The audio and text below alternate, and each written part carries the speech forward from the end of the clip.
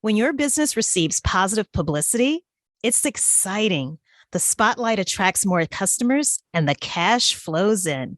But too much growth too soon can be catastrophic, especially if your business lacks the operations to support this influx of customers. Hi, I'm Alicia Butler-Pierre. You see, some small businesses fail not from the lack of customers, but from far too many. They reach a point where they struggle to align capability with capacity. Simply put, they can't handle the unanticipated demand and run the serious risk of losing what they've worked so hard to build. If you or people you know are in a similar situation with their business, the good news is there's hope. And we're about to hear from someone who will share exactly how she was able to turn around a company on the verge of ruin. Specifically, we'll learn how to get to the bottom of this fast growth dilemma. Or should I say, the root causes. This is season 13, episode 162. Let's start the show. Welcome to Business Infrastructure, the podcast about curing back office blues of fast-growing businesses. If you're a business owner or operator looking for practical tips and solutions to scaling your business in a sustainable manner, you're in the right place. Now here's your hostess, Alicia Butler-Pierre.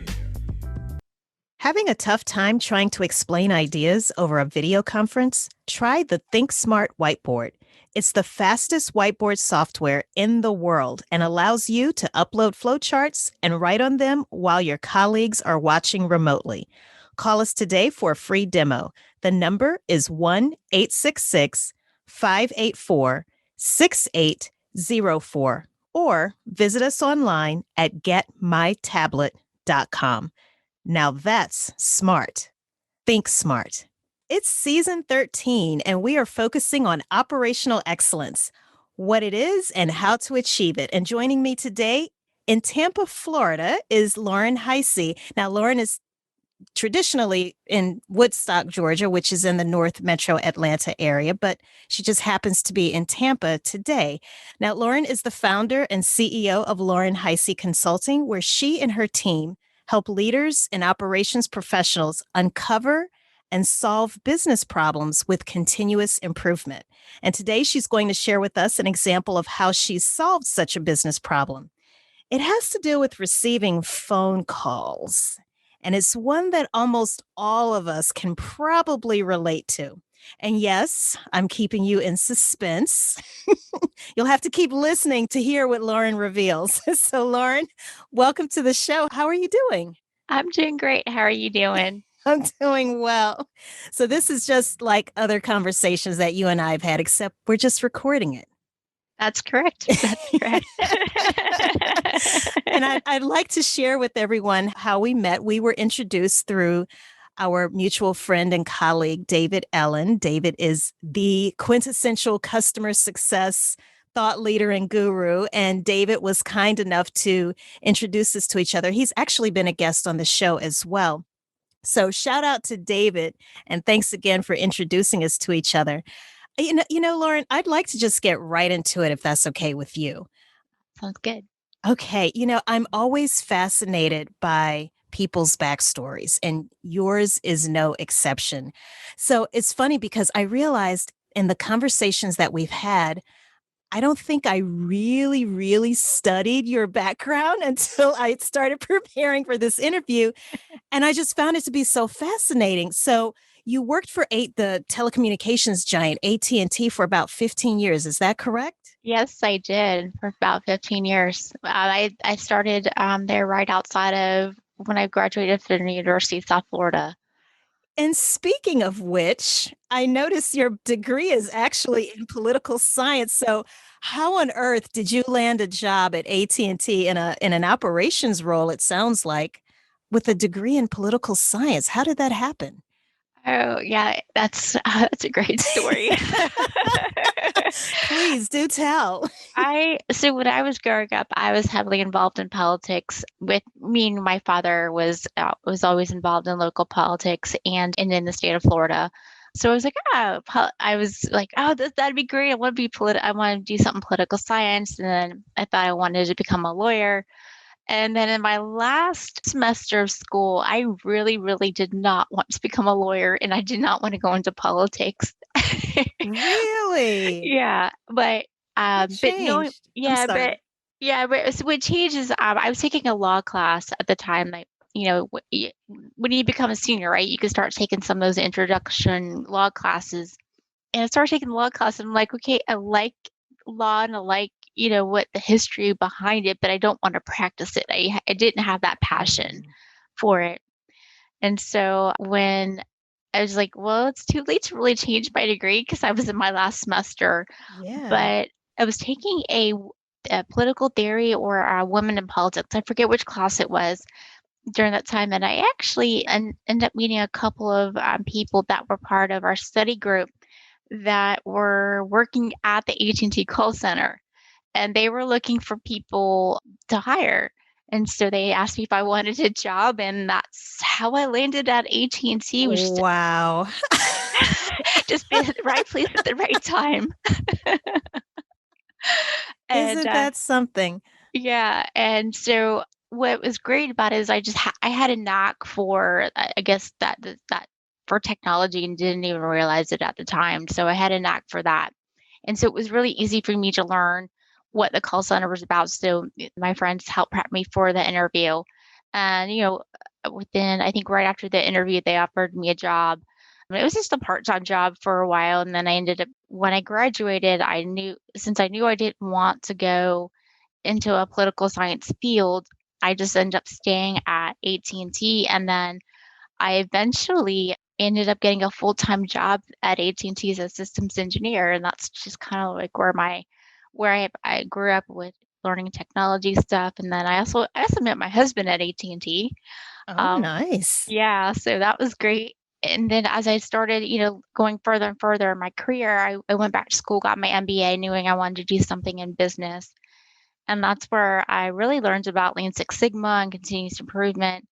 And then I believe it was about 2 to 3 months after I got my MBA, I was telling my VP at the time that I didn't have any acceleration growth anywhere left in my team because my team leads were really great, but they weren't moving anywhere, and my manager wasn't either. But I'm one of those people that I always want to learn and do a bunch of Mhm. things.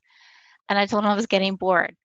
Just about 3 or 4 weeks later, I found out that I was being recommended for the AT&T Lean Six Sigma program as a black belt. That's how I started down that journey. So just kind of like it's almost like an evolution of things of just being in the right place at the right time and just talking Wow. to the right people. And it sounds like also speaking up for what you want Yeah, yeah, because, yeah. yeah, that's something, it's very early I learned to do that, but then later in my career, I also learned I didn't do it as often as I should. So it's Mhm. kind of it's been a interesting journey in that aspect of speaking up when you want to, or if you see something that you don't feel comfortable seeing, or that if you stay stagnant, you're not going to grow. Yeah. Do you think it has to do with age? So, you know how it is when you're in your early 20s, you're just a model of vitality and energy. And so, yeah, you want to constantly be on the go, right? And you want to constantly learn new things. And I think we have no problem saying what we want. But I think the older we get, and this is just me making an assumption of what happened with you, Lauren.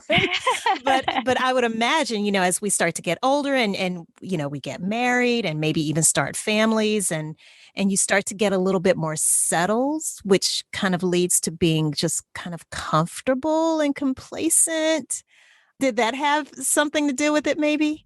That probably did. It probably, what, you don't really think about it, until, you don't really think about it until you get in a situation where like, oh my gosh, something just changes overnight. Like, what Mhm. happened with, I think a lot of us last year, right? Things, so many Yes. things changed overnight. And then I think, yeah, when you get comfortable, sometimes you get stagnant. And I don't think that's a good place to be. And I don't think that's a good place for even businesses to be. So maybe that's why I think now as we move, as we move out of this pandemic and we start to learn what we really want, I think a lot of us are really truly trying to figure out what's our passion and who do we like to help and realizing that if we stay in the same place all the time, that like I said, we're just going to become stagnant. So that's a clear assumption that like you said, as we get older, we might get comfortable versus when we're younger. Yeah, yeah. And so eventually, obviously, you left AT&T, and I know you Yeah, started working at Nielsen.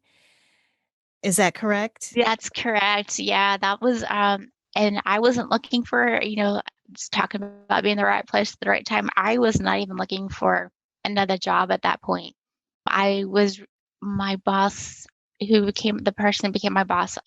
His name is Mark Taylor, and he had found me on LinkedIn, and then an HR recruiter from Nielsen contacted me on LinkedIn. And so, Mm, how people say, "Oh, yeah, we should network all the time, even if it is on social media, like business social media." It does truly work, and I've always yes, been a big advocate of that and a big supporter of LinkedIn because of what happened absolutely. with that. Absolutely. And so, okay, so AT&T, you go work for Nielsen, you're still in operations, functioning in an operations type capacity, but eventually you start your own consulting practice. So tell us more about your company.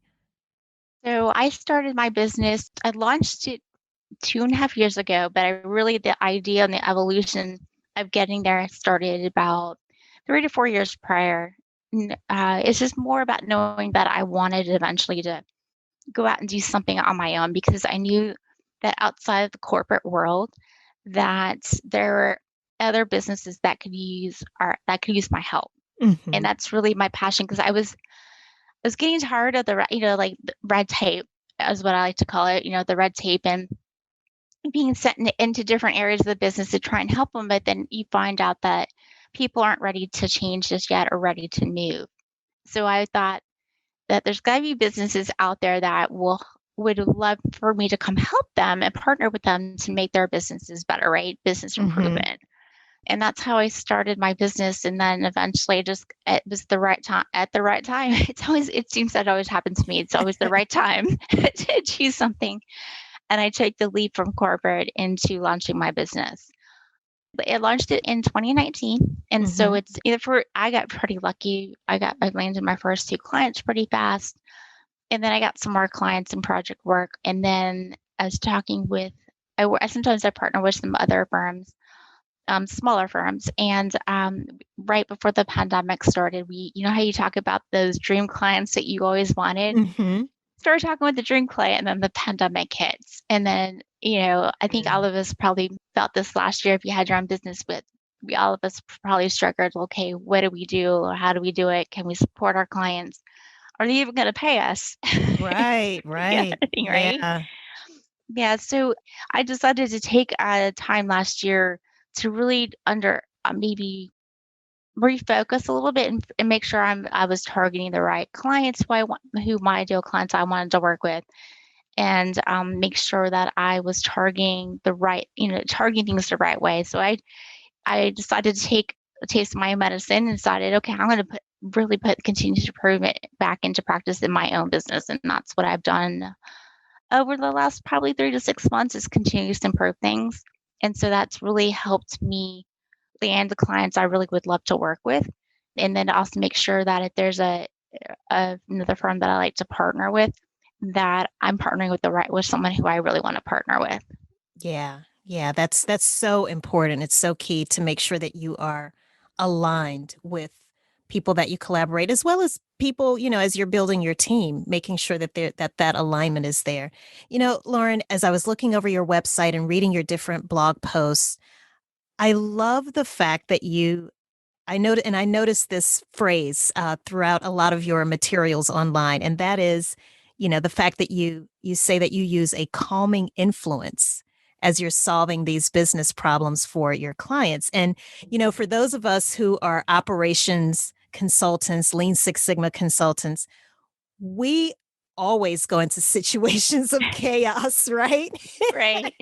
And you can't solve chaos with chaos. So I love the fact that you actually point out that I'm coming into your chaotic situation with calm. I have a calming influence and we're going to do this together.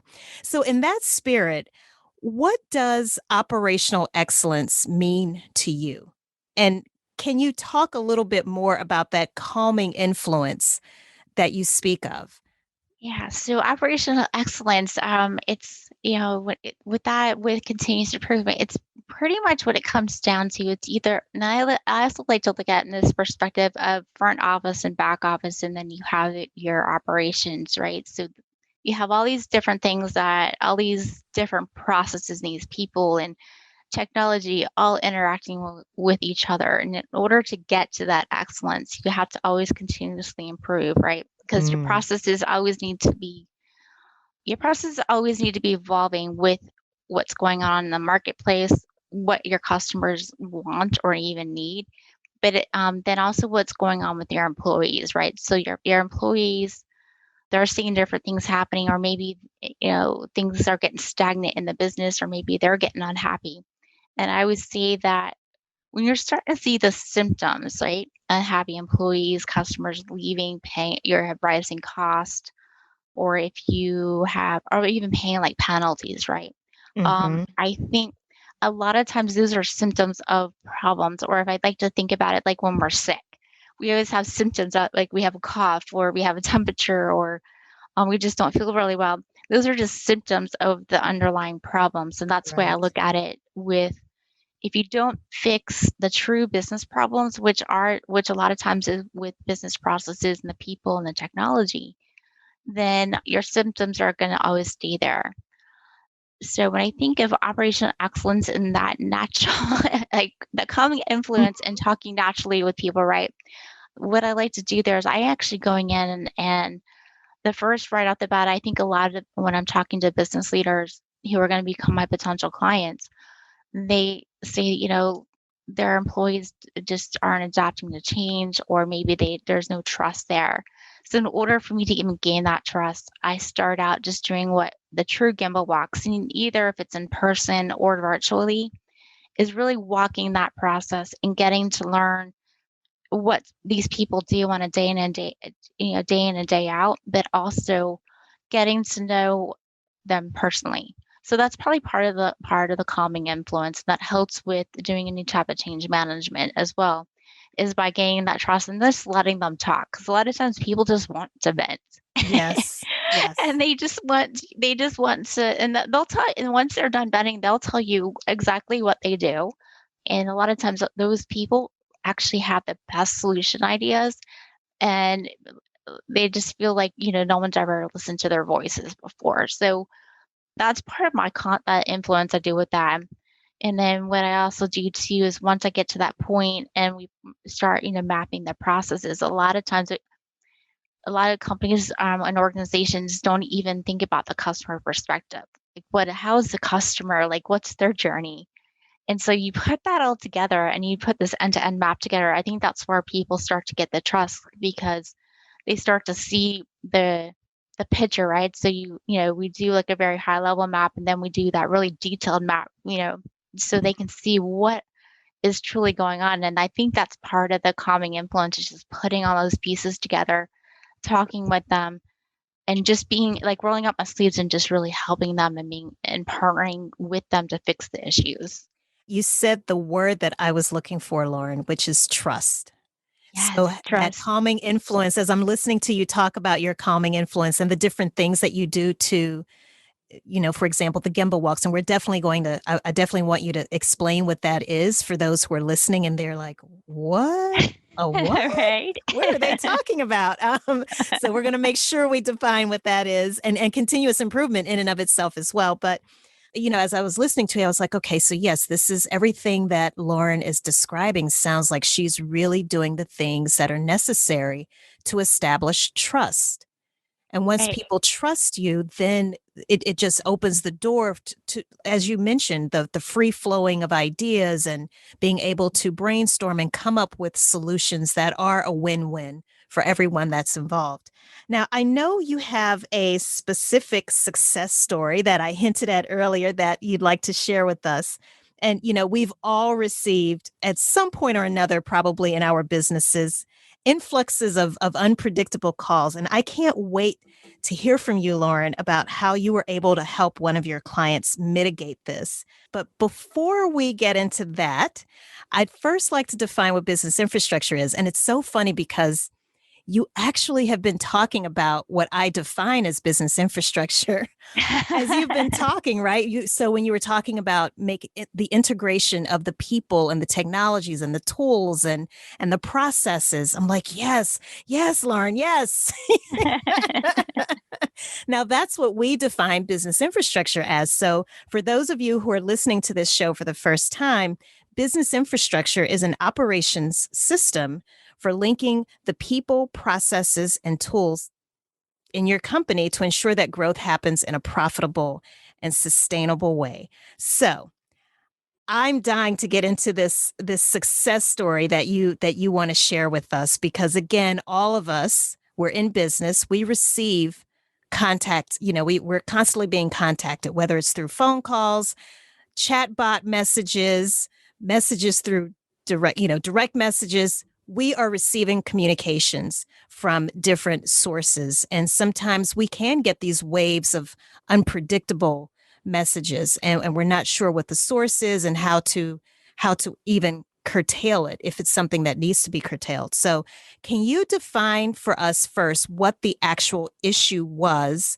And then from a business infrastructure perspective, Lauren, I'd like to look at each of those three elements of business infrastructure. So if we could talk about the people, the process, and then the actual tools and technologies. So let's first start with the problem in and of itself.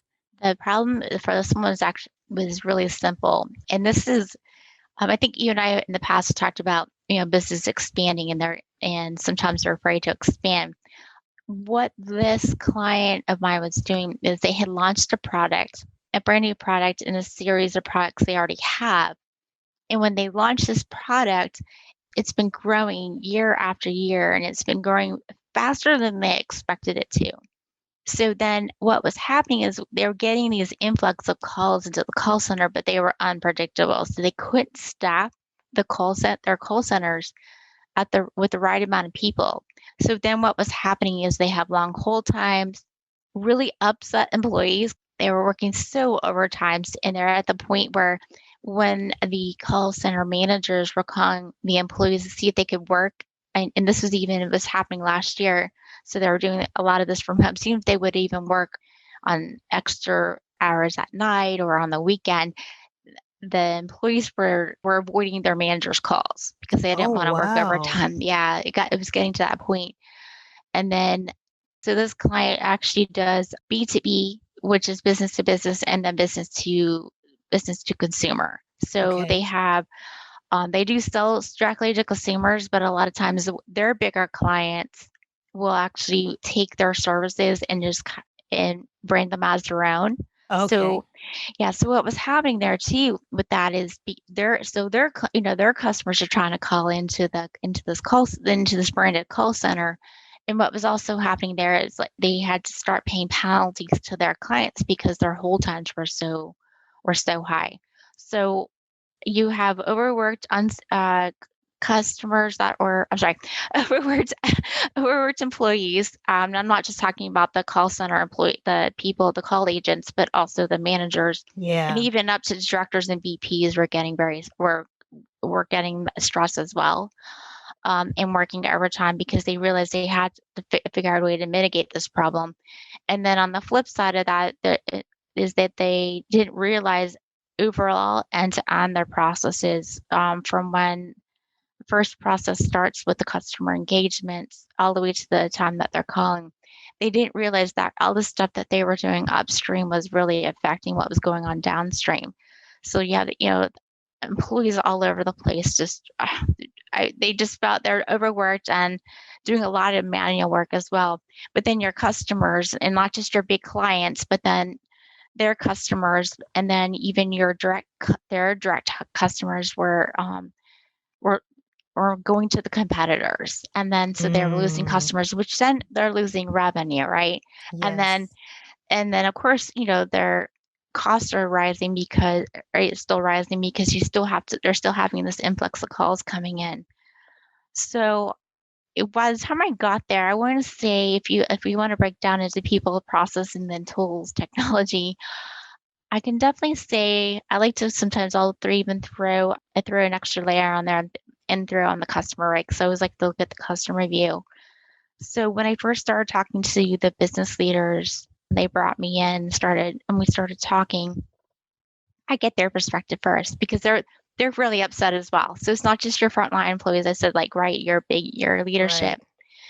And so I like to understand where they're coming from and understand what are you trying to truly resolve? Like, what's the issue? What do you want to do? What's the business objectives that you want to get to? And it's not just really, not having high call wait times or even high call or reducing call numbers. It's maybe what do you want your people to have in an experience and what do you want your customers to experience? And then are you trying to grow revenue and cut costs, right? Or reduce cost, not cut costs, maybe a reduce cost. And so usually when you reduce the cost and raise revenue, then you increase your profit margins. So those are the kind of conversations I like to have first with the leaders to truly understand exactly what are they looking for. Because when they just tell me, I just need you to reduce the number of calls coming into a call center, that I said, no, we really need to understand what exactly what you're trying to solve for first. And that's just having those probing questions and discovery. So that calming influence and the getting to gain the trust starts at first at that level. And then once I can get their trust, then I start talking to the rest of their people. And so when I talk to their people, I'm talking to all levels. I'm talking to people on the leadership team. I'm talking to people like middle management, managers, and then I'm talking to the people themselves. And then if I'm really truly lucky, which I hope I'm allowed to do sometimes with my clients, I get to talk to a couple of their customers or even their clients to understand what their perspective is. And that's where the Gemba walk starts to come in, right? So I need to get the trust people first before I can start doing anything with looking at the process. And a lot of times people want to throw all these process maps at me. I just say, let's take those process maps you have, put them off to the side. I don't want to look at them just yet. I just want to talk to your people and understand how are they feeling and understand what do they do on a day-to-day basis. I just want to, if I may, just interject really quickly. You asked something, such a poignant question. How are you feeling? And that is so key. And let me, for those listening, let me explain why that's so important, because we can oftentimes, as practitioners of process improvement, continuous improvement, lean and Lean Six Sigma, it's very easy to just focus on the numbers. And Right. even as executives and leaders of our companies, it's so easy to just be purely metric driven, to the detriment of the people who are on that front line making things actually happen. Yes. So to get them to come across as empathetic is so important, because they just want to be heard. And oftentimes the frustration comes in because they don't feel that they're being heard. So I think that was, I just wanted to mention that, just kind of, just interject that a little bit. But Yeah. can you also, so you were starting to talk about, before you even look at any of the process maps or flow charts, for those who may not be familiar with what a process map is, but you mentioned Gemba walks, and there's an expression that we have sometimes in this field, right? Go to the Gemba. Go to the Gemba. Yes. What is a Gemba walk, Lauren? Can you explain what that is? Yeah, so I don't remember what the exact definition is, so I'll just give you the way I look at it, right? Yeah, So of course. A Gemba walk, I think was developed by Toyota. I hope I'm right on that. It's just, so it's a lean term that we use, right? That we use in this in our profession, and it's really just getting down and I like to say rolling up the sleeves and understanding what these people do on a day in and day out basis. So Gemba walk isn't necessarily just for a continuous improvement professional or expert, but it's also for the leaders. And that's why I like to preface with the leaders, is that if we can get and talk and understand how the people feel, when we say go to Gemba, is we're going and watching what they're doing and observing what they're doing. And a lot of times when we listen to those people, and we see exactly how they do something, that's where we start to find out the as is true process versus the process that's on a piece of paper, or Yes. or what they perceived it to be. And there's so many, and that's what how I look at a Gemba walk. It's just really going in, gaining the trust, helping leadership understand what's truly going on, but then also getting people to understand that maybe what they're doing is affecting either upstream or downstream. So the next process step or the next step in the process, sometimes people, you always hear the term, I'm just going to throw it over the wall and let them take care of it. Mm-hmm. And a lot of people, that's where the silos start. And the other thing I also like about the Gimbal walks and talking with the people is, besides them having good solution ideas, their gut feelings usually, like yours, usually to help you determine where the problems are. And then once you help determine understanding when you're doing that problem solving and do some root cause analysis after you do the Gemba walks, I always remember those gut feelings those people have. And then at that point, then that's when we can start saying, let's finally look at the data. And then we can use the data to back up those gut feelings. Mm. And that's where I like to say sometimes too, when people are talking about Lean Six Sigma or they're talking Lean versus Six Sigma, I say if you take that toolbox approach and use all the tools that we have at our disposal and use them at the right time, I always see Lean kind of gives us, helps us get rid of some of the waste, but it also, I think, gives us a way to get the human side of things, right? Mm-hmm. Understand what those humans are doing. And then you can take the Six Sigma side of things and start looking at the data and match that up with the human side of things. And you get a really good story that way. That's the way I look at Gimbal walks and putting the pieces of the puzzle together.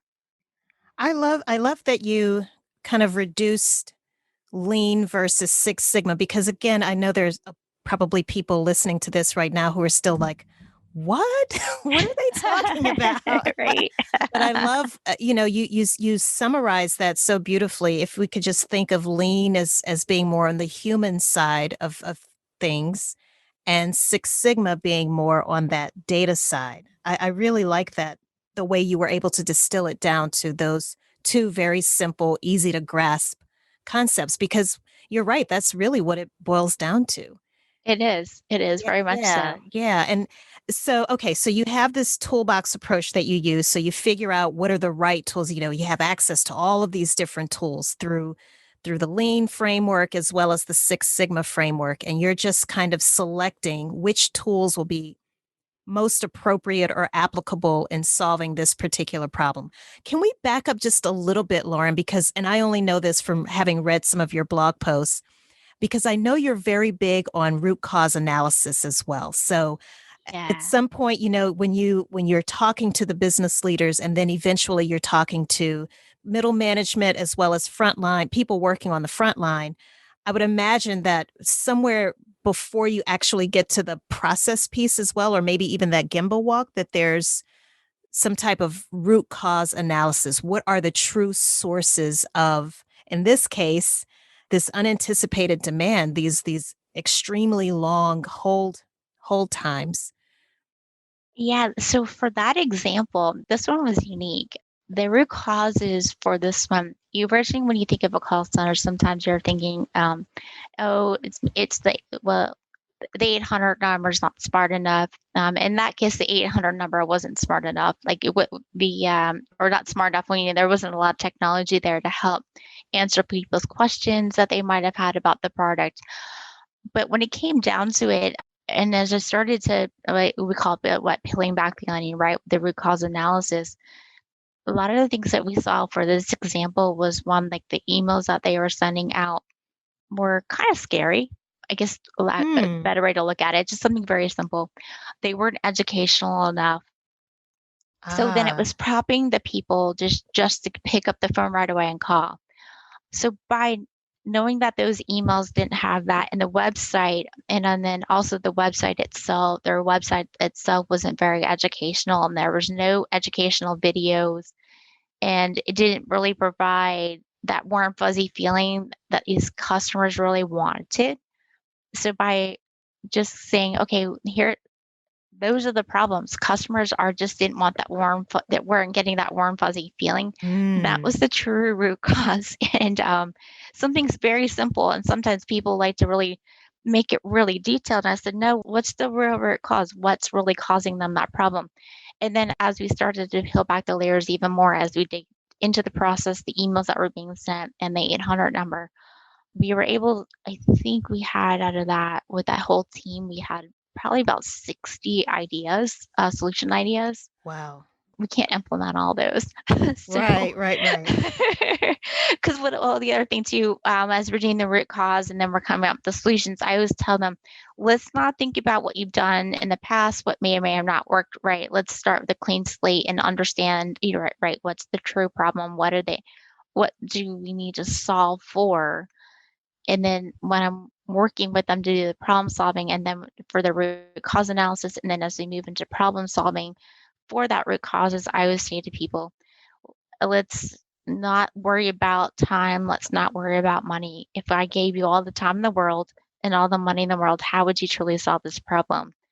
And when you take away those barriers, even when it comes to some of the analysis, it's like you're taking away all the barriers. I think that's what happens. The creativity starts to happen. And that's where also people get to gain the trust. And the other thing I like to do too when I'm doing my workshops with the clients is I always tell them right at the front of anything is we check the titles at the door and everyone's on the same level. So I love that. yeah, because you have VPs, you have frontline people working together because they all have great ideas. But I think sometimes like the front lines are probably a little scared to talk in front of the leaders. Yep. And so I said, no, everyone has a chance to talk. Unfortunately, sometimes you do have some folks that are still very shy in front of the leaders or in front of even their managers. And so if I see that they're not participating the way that I want them to, I'll take them to the side like during a break and just have one-on-one conversations and say, "What? And is there something that you?" Because by that point I've already gained the trust. I've already spoken with them. But when I do share, that's the other thing too. When I share all of my findings through that discovering Gemba walks, I don't share people's names with things because so that way they feel that they can still have their voice and it's more of anonymous that way. Yeah. But what I do is if I see they're not participating in solutioning and helping out, then that starts just that's where you gain the trust. And what I find out a lot of times, they are just so scared to talk in front of the leaders. Or maybe they tried to say something in the past and it never got heard before. And that's where I said, now is the time you have the floor is yours. And if you've got a bright idea, let's get it out there. Yeah. And with the knowledge and understanding that there won't be repercussions, right? For providing commentary or anything that could in other circumstances be perceived as negative. So I think that's great. That idea of checking titles at the door. I really love that. So they come up with all of these solutions. And then is it a matter of then prioritizing, like where's the low hanging fruit? What can we start implementing right away? Yeah, that's the approach that we take. So I usually have them rank. I have them rank things so based on ease of doing it, cost, how much cost of it. Is it going to improve the customer experience, but is it also going to improve the employee experience? And then by doing all of that together, we rank it. And usually what I try to get them to do is choose, the things that improve the employee experience, the customer experience. You want them to rate those high. And of course you want the cost and time to be lower. A lot of times that's where I get the low hanging fruit. And that's usually how we prioritize. And then we set up that roadmap for improvement. A lot of times what I've been finding out in the last few clients is sometimes the low hanging fruit may have already been taken care of. And they've done that without my involvement at all. But I'm also finding, and they probably had something already in play to try and get things fixed as fast as they could on their own. But what I'm also finding out too is as we're developing more of the solutions are starting to involve a lot more technology nowadays. So unfortunately, some of the so I like to work in an agile format. So and say, okay, let's get that low hanging fruit, start working on that now, but then let's also start planning for those future improvements that include the technology that are going to cost some more money, but are also going to take more time, but will greatly improve everything and reduce costs at the same time. And once, we get that implemented, sometimes that stuff can take about a year to do, 6 months Mhm. to a year. So that's why, like I said, I like to work in an agile format and try to get things done faster with technology. And if you move that way, then you can start getting more momentum that way, so we don't run into where things get stalled in there and as they're trying to implement this stuff. And I'm so I'm just loving everything that you're saying. I must say, Lauren, because when people, here's the thing, we haven't built these businesses overnight. So why do you think you're going to fix it overnight? I know, right? And that's, Exactly. but when people start to hear about how long it could take, if you tell someone 6 to 12 months, they're like, oh no. Because they're thinking, oh, well, this is something, yeah, we get in here 30, maybe 60, even 90 days max, and we should have it fixed, right, Lauren? But Right. that's, yeah, it doesn't work that way. And you're right. People they can get discouraged. They can think, oh my God, we'll never get on the other side of this. But in using that agile approach, so basically dividing the work up into short bursts, right, where you can Right. have these incremental wins before you get to what the final finish line actually is. But that's a really important approach because it's very easy to get burnt out on a continuous improvement type project. Very, very easy to lose momentum. So Very much so. Yeah. yeah, yeah. And you being the consultant acting as that guide, you have to keep everybody, you have to keep that energy level and that enthusiasm up throughout the duration of these projects. So kudos to you for using that agile approach. Now, speaking of tools and technologies and just resources in general, are there some specific things that you can recommend to those who are listening right now who may say, wow, this is fascinating, learning about Gemba walks and agile and some of these, these lean and lean Six Sigma. What are some resources that you can recommend, Lauren, that that if people go and maybe watch a class or read a book or a particular article or join a certain organization that they could really benefit from to learn more about this type of work? Yeah. So let me think. I'm going to say, okay, so I just having this conversations with my mentee last week and her intern.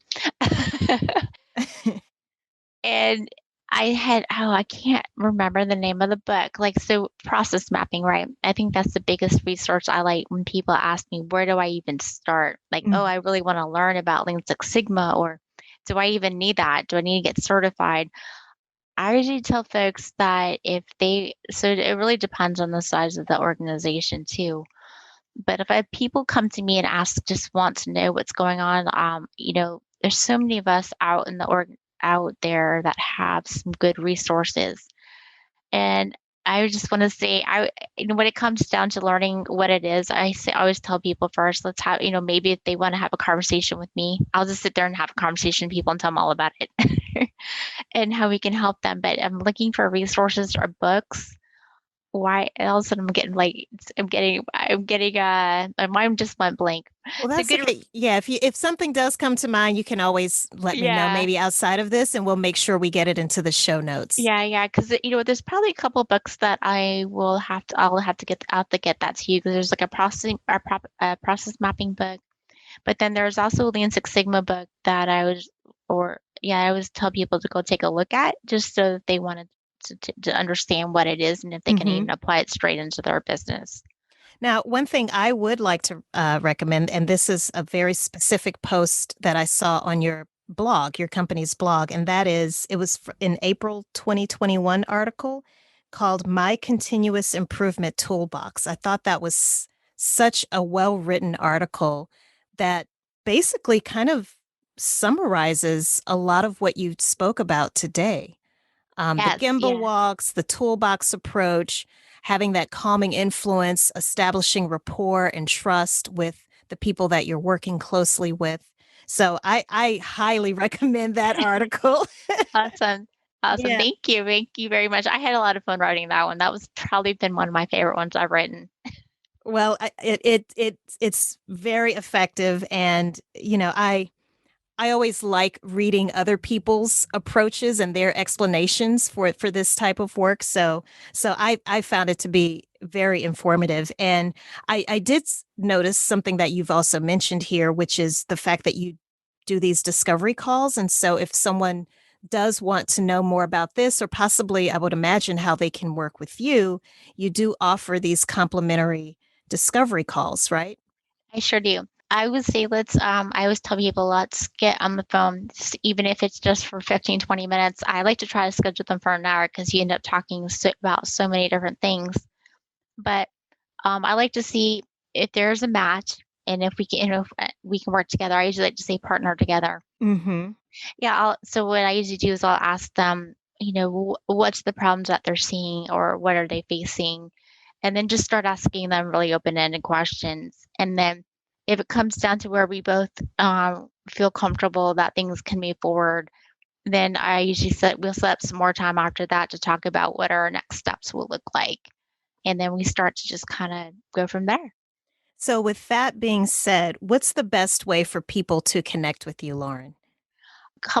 Two different ways is either to send me an email at laurenhiseyconsulting.com or to go to my website. There's a contact us off of my website or off of LinkedIn as well. Okay, there you have it, everybody. Now let's just I'd like to quickly recap some of the things that you shared with us, Lauren. This was absolutely phenomenal, and I wish we could go on more, but we do have to wrap it up, unfortunately.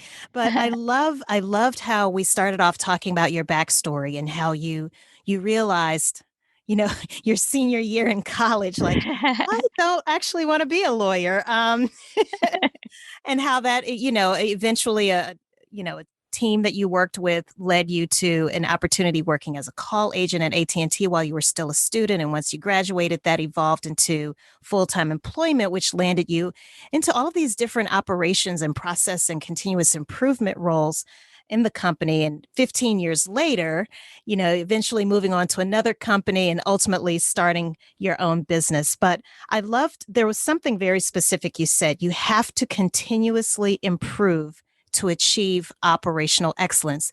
In other words, it never ends, right? No, it doesn't. Yeah, there is no such thing as perfection. You just continuously improve. And considering that idea of continuous improvement, it also ties very nicely to something else that you said, that we can't ever get comfortable. Because when you get comfortable, that's when complacency can start to creep in, whether that's in our personal lives or business, the way we operate our businesses as well. So I think that was a great kind of full circle type moment there. I love the fact that you talked about establishing rapport and trust and having that calming influence.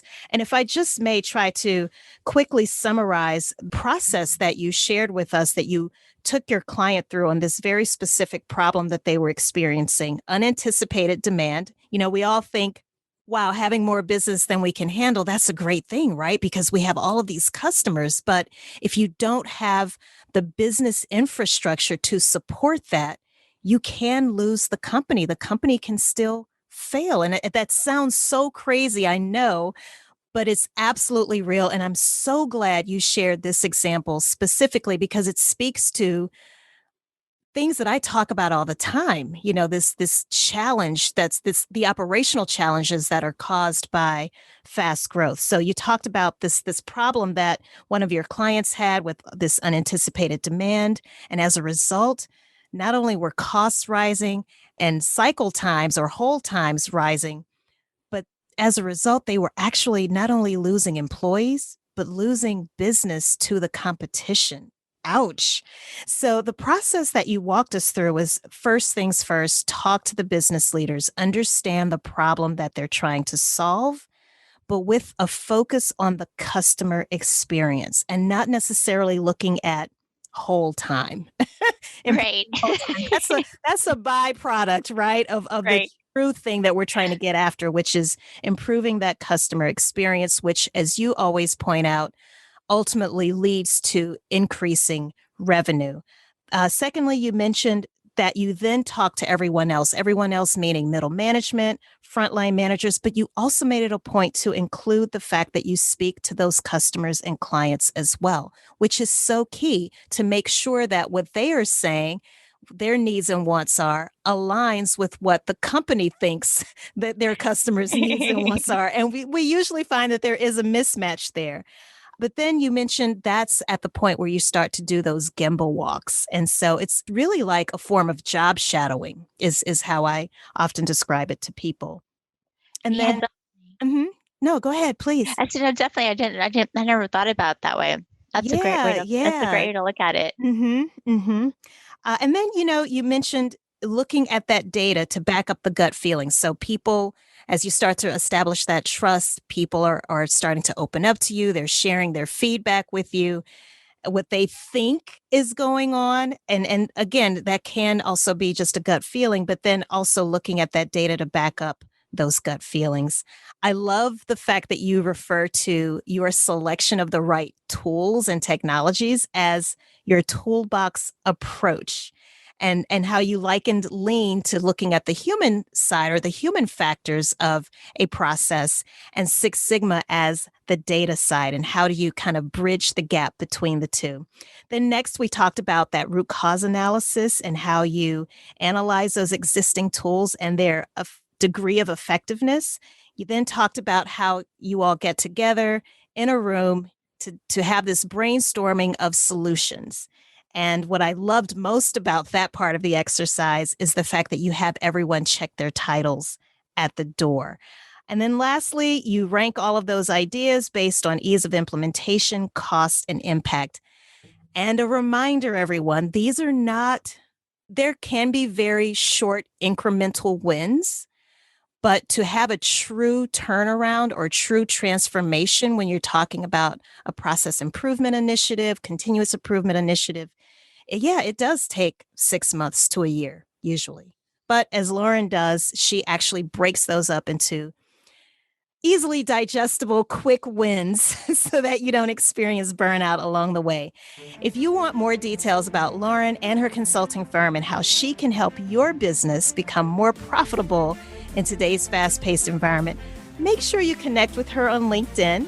Her name is spelled Lauren. That's Lauren.